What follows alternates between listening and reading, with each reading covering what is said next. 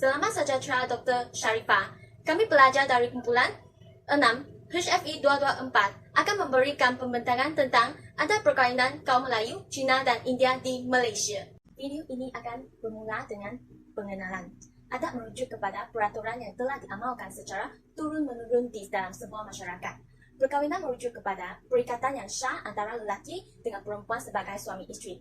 Mereka akan hidup bersama untuk menyempurnakan keperluan rohani dan jasmani mereka berasaskan pergaulan yang baik serta niat yang ikhlas dan suci. Adat perkawinan bagi kaum Melayu, Cina dan India adalah unik dan mempunyai makna dan simbolik tersendiri.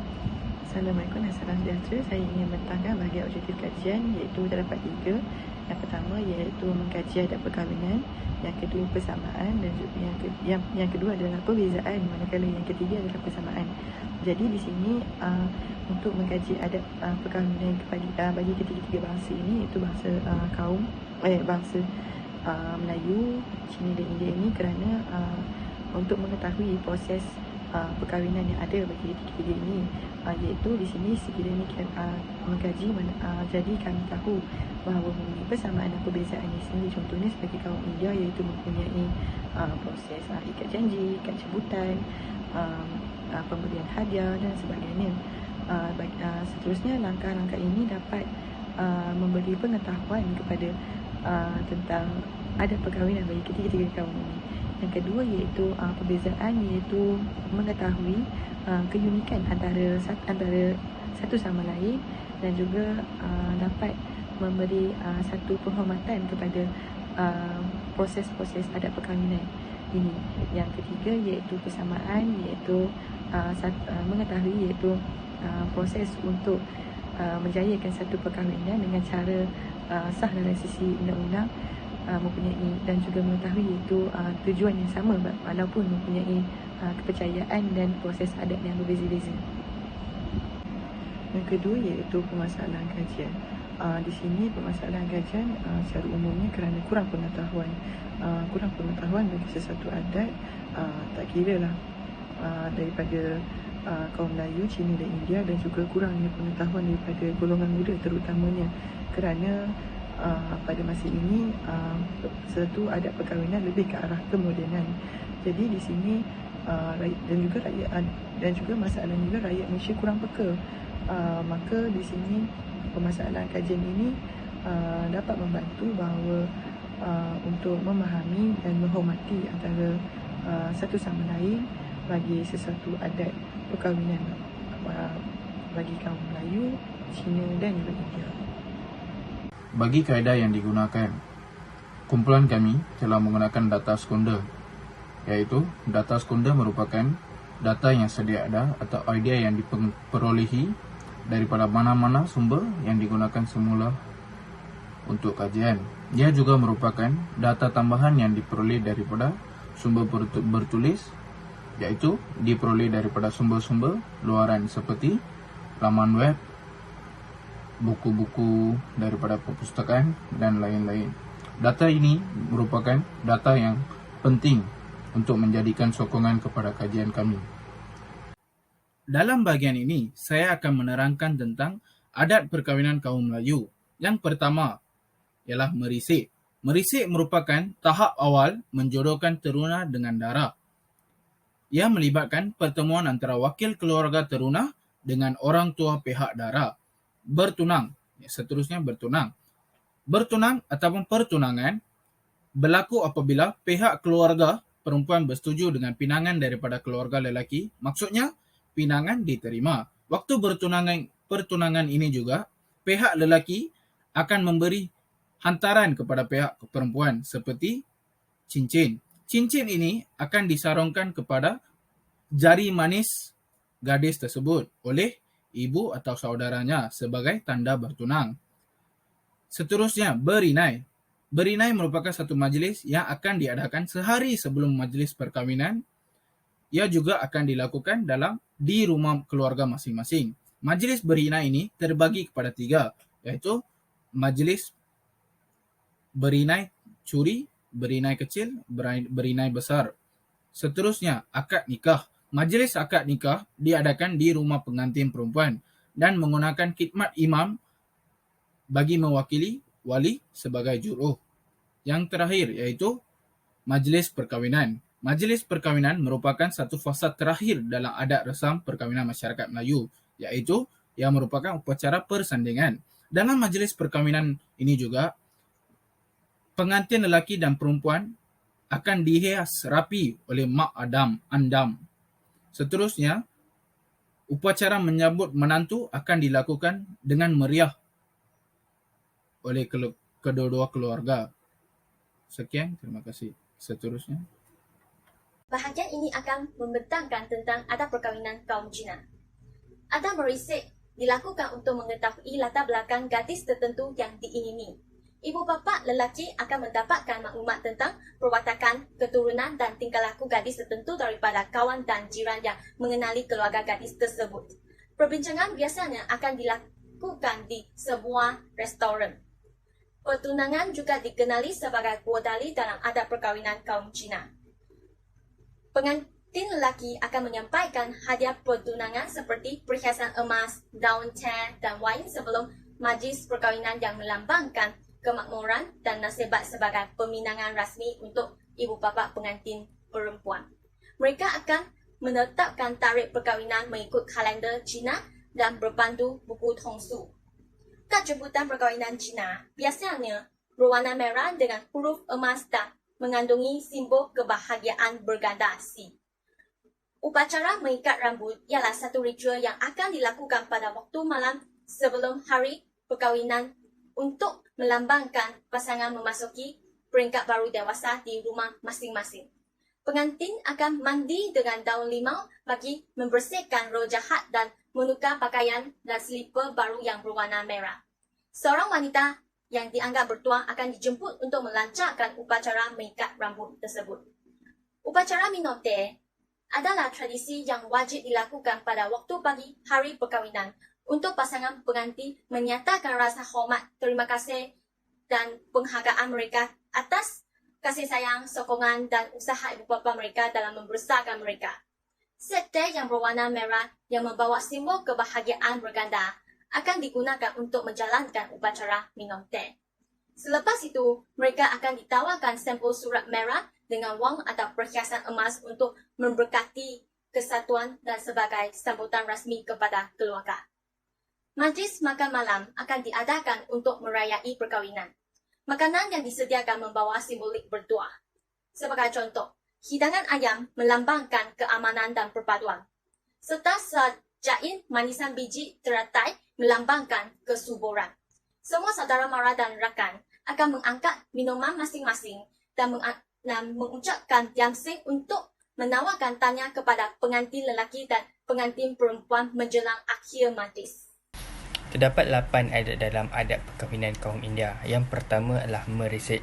Masyarakat India akan mengambil kira faktor etnik, subetnik, kasta dan juga agama. Selain itu, faktor ekonomi dan juga sosial yang merangkumi umur, pendidikan, pekerjaan, etika, moral, rupa dan latar belakang keluarga juga akan diambil kira. Amalan yang kedua adalah kunjungan ke rumah. Bakal pengantin lelaki akan mengunjungi bakal pengantin perempuan untuk melihat paras rupa dan perwatakan. Adat ini dikenali sebagai Paartal. Buah tangan juga akan dibawa sebagai tanda kedatangan mereka dengan niat yang baik serta mengeratkan hubungan kekeluargaan. Adat yang ketiga adalah Nichayam, iaitu ikat janji. Selepas kedua pihak bersetuju, wakil lelaki akan datang ke rumah pengantin perempuan dengan jumlah ganjil dan membawa buah tangan. Bakal pengantin lelaki akan melafazkan ikat janji tanda persetujuan untuk mengahwini bakal pengantin perempuan dan akan diumumkan kepada orang ramai. Adat yang keempat adalah Parisam. Parisam merupakan hadiah yang akan diberikan kepada pengantin perempuan. Terdapat 2 jenis parisam, iaitu parisam biasa dan udan parisan. Masyarakat India menganggap parisam sebagai majlis pertunangan. Adat yang kelima adalah kad jemputan. Kad jemputan akan dibuat dengan merujuk Almanak Hindu, iaitu kalender Hindu. Adat yang seterusnya adalah Tij Rumah Galyam, iaitu penyediaan tali. Adat ini merupakan lambang kesucian perkahwinan. Pada tali akan diikat segumpal benang putih dan disapu dengan kunyit.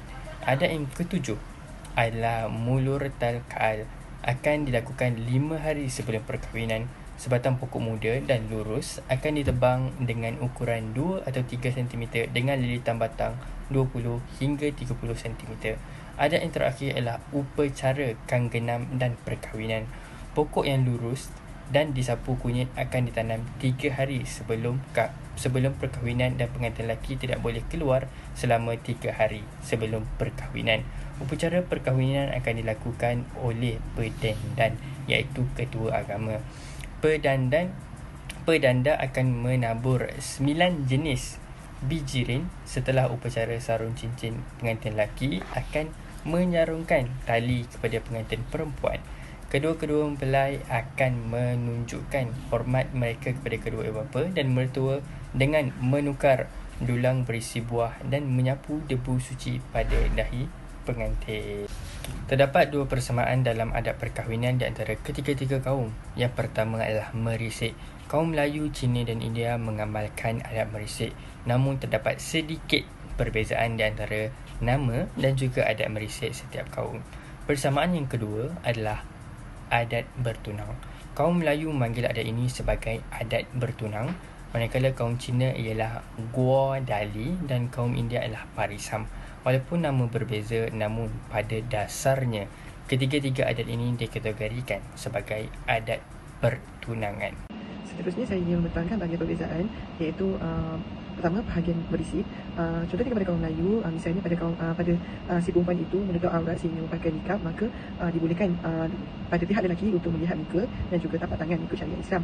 Manakala untuk bangsa Cina, selalunya mereka berisi pada tempat yang terbuka, iaitu seperti restoran bersama saudara mara, dan juga telah membincangkan tentang dan mewakilkan seseorang untuk membincangkan hal yang lebih lanjut, iaitu lebih daripada berisi. Berbeza dengan kaum Melayu, iaitu lebih tertutup. Manakala kaum India pula dengan menyediakan pelbagai jenis, pelbagai benda, iaitu seperti kelapa, sirih, pinang, buah dan juga ada bunyi-bunyian. Sekiranya hadis itu tak diterima, maka pihak lelaki itu hanyalah sekadar tetamu pada hari kejadian. Seterusnya pada proses bertunang, bagi kaum Melayu di sini lebih dah sikit berbanding Malaysia, iaitu disediakan dengan ada tipak sirih, kuih dan bekas cincin. Di sini hantarannya perlu dalam bilangan ganjil daripada pihak lelaki dan perempuan perlu membalasnya dengan bilangan yang lebih banyak daripada lelaki. Manakala sekiranya perkahwinan itu atau proses perkahwinan itu si lelaki kahwin pada perempuan bongsu misalnya dan juga mempunyai kakak yang belum kahwin, maka si lelaki perlu memberi hadiah kepada si kakak perempuan itu kerana ia digelar langkah bendul. Manakala untuk kaum Cina, pertunangan berlaku mengikut kalender Cina dan berpandukan buku tongsu. Di sini juga si pihak perempuan akan memberi kertas merah dengan mengisi nama dan tarikh lahir dan umur untuk pakar tilik melihat sejauh mana perkahwinan atau tarikh yang sesuai untuk mereka. India pula menyediakan dengan seperti biasa, iaitu ada kelapa, sirih, pinang, buah dan sebagainya kepada kaum perempuan dengan bilangan ganjil, dan juga mempunyai lafaz ikat janji untuk kahwin kepada si perempuan, dan juga pelbagai upacara lagi, iaitu mempunyai banyak step bagi berbanding dengan kaum Melayu dan kaum Cina. Pada peringkat akhir, iaitu berkahwin, bagi kaum Melayu iaitu perlu ada wang belanja, mas kahwin, barangan lain disediakan, dan juga perlu ada wali untuk akad. Dibolehkan dengan bapa atau saudara lelaki yang boleh jadi yang bukan mahram daripada perempuan, dan mempunyai saksi, dan juga lafaz perlu disebut dengan jelas. Sekiranya saksi mengatakan tidak, maka perlu ulang semula. Dan juga pada kaum Cina, memperkenalkan pasangan kepada ahli keluarga lain, meminta restu kepada ibu bapa, dan juga mempunyai upacara minum teh daripada pihak lelaki kepada pihak perempuan. Seterusnya mengada jamuan malam yang disediakan, dan pengantin akan tanda tangan di surat Kek Fo Chin Su untuk mengesahkan perkahwinan mereka mengikut adat kaum Cina. Dan juga perbezaan bagi kaum India pula, upacara ikat janji diadakan dengan dekat jemputan, disapu dengan air kuning dan dibawa ke kuil dengan jumlah ganjil, iaitu penanda itu akan menabur 9 jenis bijirin setelah selesai upacara sarung cincin pada sesi perkahwinan tersebut. Kesimpulannya, setiap etnik, iaitu kaum Melayu, Cina dan India, mempunyai adat perkahwinan yang unik dan menarik. Oleh itu, setiap adat rasam perkahwinan setiap kaum perlu dihormati dan dihargai oleh setiap etnik di dalam negara ini. Sekian, terima kasih. Sepanjang kajian ini dijalankan, saya telah mendapat pelbagai input yang bagus serta bermanfaat untuk diri saya sendiri. Antaranya adalah adat perkahwinan kaum India serta adat perkahwinan kaum Cina. Selama ini saya hanya mengetahui tentang adat perkahwinan kaum Melayu, namun setelah saya dan rakan-rakan membuat kajian berkaitan adat perkahwinan kaum di Malaysia, kami mendapati bahawa adat perkahwinan kaum India dan juga kaum Cina sangatlah menarik dan unik. Selain itu, saya juga dapat berkenalan dengan rakan-rakan yang baru serta saya dapat menjalinkan hubungan yang baik dengan rakan-rakan daripada kos yang berbeza. Menurut kajian ini, saya mendapati bahawa walaupun adat perkahwinan bagi kaum Melayu, Cina dan India melibatkan persamaan tetapi sedikit. Walaupun perbezaan adat perkahwinan wujud bagi ketiga-tiga kaum tersebut, tetapi majlis atau upacara tertentu mempunyai simbolik dan makna tersendiri. Contohnya, majlis akad nikah bagi kaum Melayu, upacara minum teh bagi kaum Cina dan mukuta ka'au bagi kaum India. Kita patutlah mengetahui, mengenali dan menghormati adat perkahwinan setiap kaum di Malaysia supaya tidak terlepas dengan menuntut pengetahuan adat perkahwinan pelbagai kaum yang menarik di Malaysia. Bahagian akhir iaitu refleksi saya, Pamela Fina. Refleksi saya bagi tugasan ini ialah dapat menilai bahawa setiap adat perkahwinan yang di Malaysia ini mempunyai keunikan tersendiri. Yang kedua, dapat menambah ilmu pengetahuan dan kita rasa lebih hormat adat atau budaya antara satu sama lain. Dan juga yang ketiga iaitu kita disekelilingi dengan pelbagai adat, budaya dan juga bangsa. Maka refleksi saya ialah sepatutnya kita perlu meraihkan perbezaan adat perkahwinan yang ada di sekeliling kita, dan di sini kita timbul rasa akan cinta antara dan sayang sebagai seorang rakyat Malaysia, dan akhirnya dapat pengetahuan dan pengalaman yang menarik yang tak dapat dirasai oleh rakyat negara lain. Jadi itu saja refleksi saya. Sekian, terima kasih. Bagi refleksi, melalui kajian ini, saya dapat mengetahui tentang adat perkahwinan kaum Melayu dengan lebih terperinci dan mendalam. Selain itu, saya juga dapat berkomunikasi dan berkawan dengan kawan-kawan daripada kaum yang berbeza melalui kajian ini.